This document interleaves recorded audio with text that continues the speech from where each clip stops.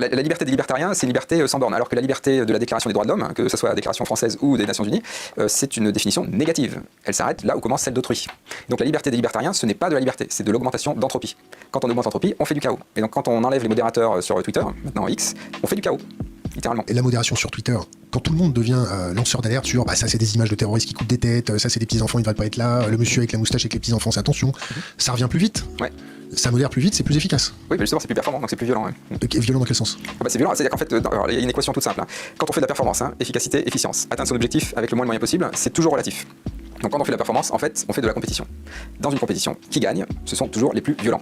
Donc en fait, c'est quand on fait de la performance, on fait de la violence. Il y a un truc tout simple à faire, c'est vous prenez n'importe quel texte que vous voyez sur internet ou ailleurs, avec le mot performance, vous remplacez le mot performance par violence, et en fait, ça a une autre saveur. Quoi. En fait, ça révèle la face cachée de la performance. Quoi. Et donc là, on est là.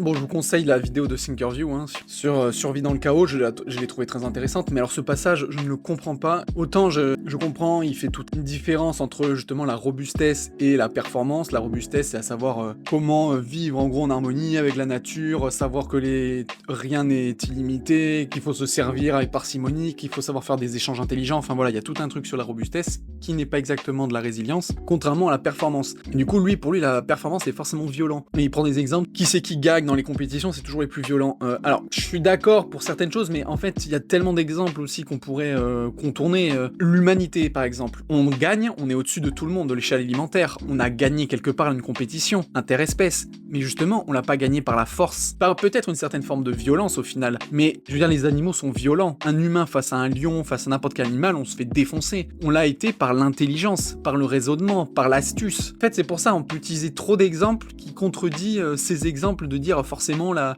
compétition c'est la puissance et donc la violence. Pour moi, non, il y a des conflits qui se gagnent par l'astuce et pas par la violence et la puissance. Alors, les échecs, je sais pas si ça peut être considéré comme un jeu de puissance, mais par exemple le jeu de Go, qui est donc un jeu asiatique, est beaucoup plus dans c'est pas de l'attaque directe, c'est de la stratégie, c'est on encercle l'ennemi, on a l'impression jusqu'au dernier mouvement que c'est l'adversaire qui gagne et qu'en fait d'un dernier coup tout se renverse et c'est l'autre qui gagne. Enfin, cette logique là je la trouve pas forcément vraie tout le temps.